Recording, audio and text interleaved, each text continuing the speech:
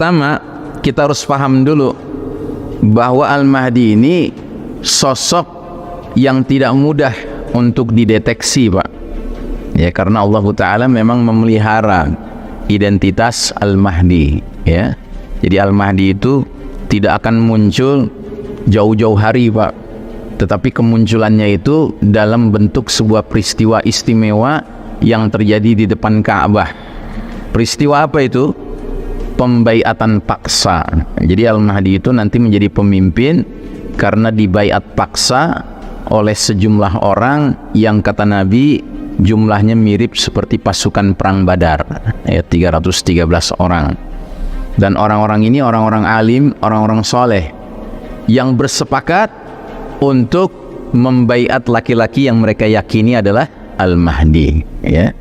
Dan orang-orang ini datang ke Mekah tanpa kesepakatan, tanpa rencana, tapi Allah takdirkan mereka hadir bersamaan, ya, dengan niat yang sama, mencari laki-laki yang bisa meredam semua fitnah-fitnah yang sedang berkembang di dunia. Dialah Al-Mahdi. Nah, ketika mereka dapati Al-Mahdi di depan Ka'bah, maka orang-orang ini meminta Al-Mahdi untuk mengulurkan tangannya untuk dibaiat. Tetapi Al-Mahdi menolak, ya. Kenapa dia menolak?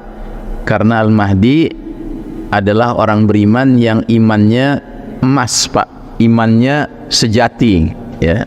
Dan ciri orang beriman yang sejati tidak punya ambisi ketamakan ingin menjadi pemimpin. Jadi sekalipun sudah ada 313 orang alim, orang soleh ingin membaiat beliau, tapi beliaunya menolak karena khawatir dengan pesan Nabi. Nabi pernah berpesan, al-imaratu fitnatun fid dunya wa nadamatun wa khizyun fil akhirah. Jabatan posisi kepemimpinan itu berpeluang menjadi sumber fitnah di dunia dan sumber penyesalan dan kehinaan di akhirat. Maka dia menolak.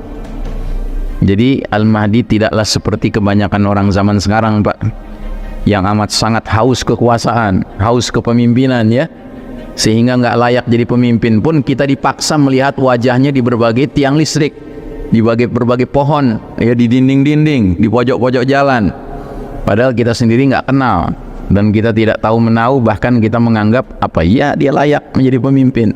Tapi ini sudah ada 313 orang alim, orang soleh bersepakat ini laki-laki yang pantas jadi pemimpin. Itu pun dia menolak, ya.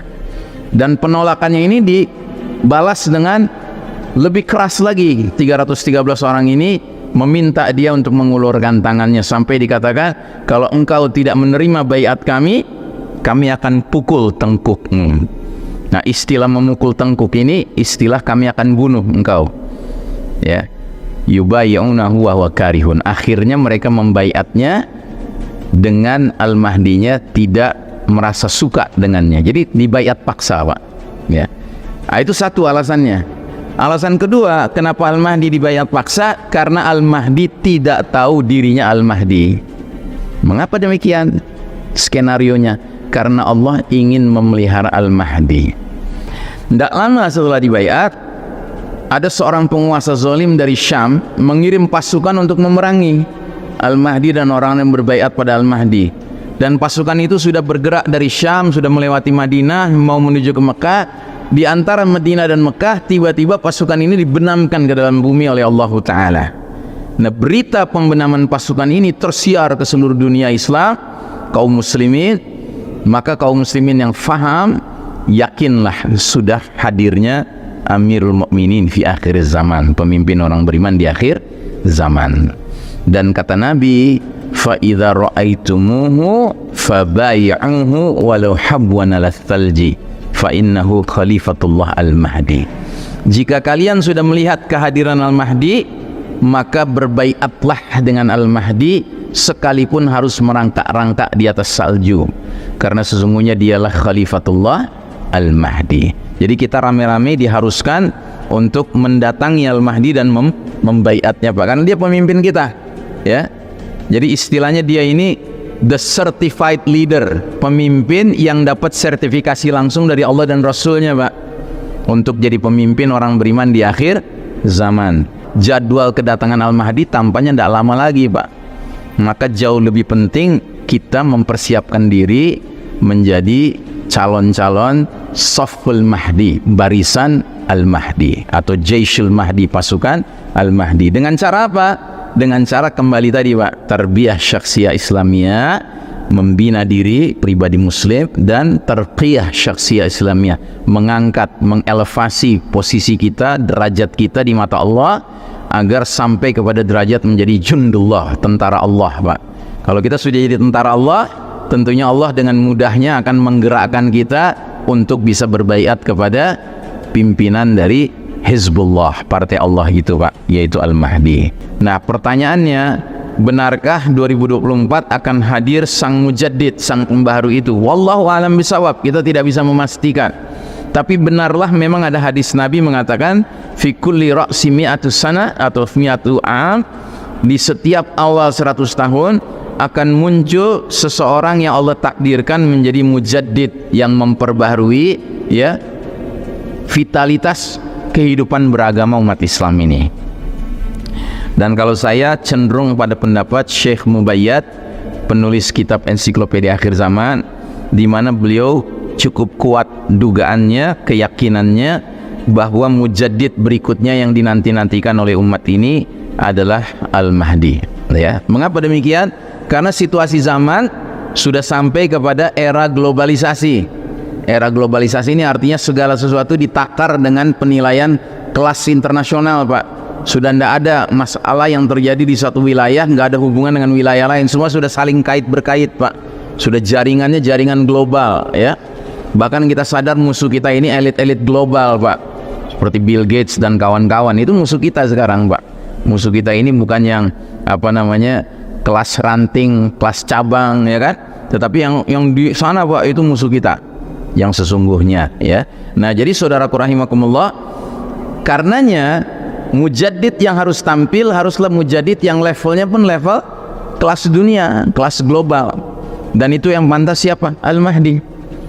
Sebab hadisnya juga mengatakan ubasyirukum bil mahdi yub'atsu fi ummati ala ikhtilafin minan nas wa zalazil fayamla'ul arda qistan wa adlan kama muliat jawran wa zulman. Artinya, kuberitakan kabar gembira dengan diutusnya Al-Mahdi ke tengah-tengah umat ini pada saat terjadi banyak perselisihan antar manusia, satu.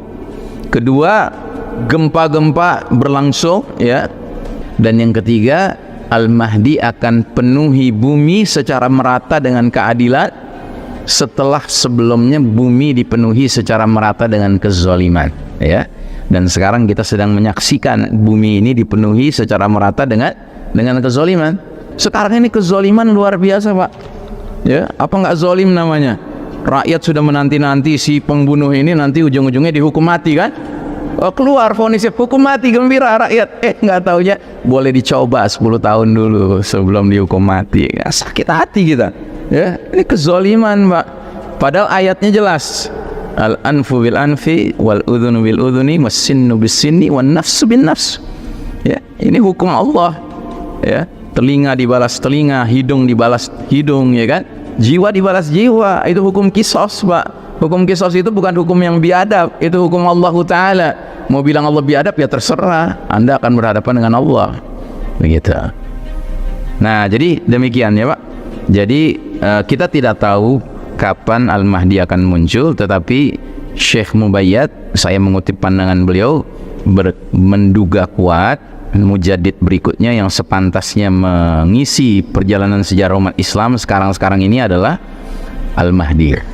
Karena level masalahnya yang dihadapi umat ini sudah bukan level lokal, nasional, regional, tapi sudah level global Pak. Musuh ini sudah merancang berbagai kejahatan mereka di level global ya. Ya kayak kemarin, saya tidak mau menyebutnya pandemi, saya cenderung menyebutnya plandemi, karena direncanakan Pak itu.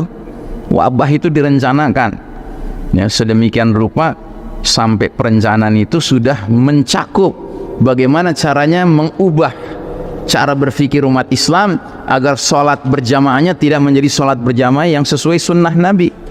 Jadi jangan kita kira itu nggak ada kaitannya Pak, kaitannya erat ya. Allahu a'lam bishawab.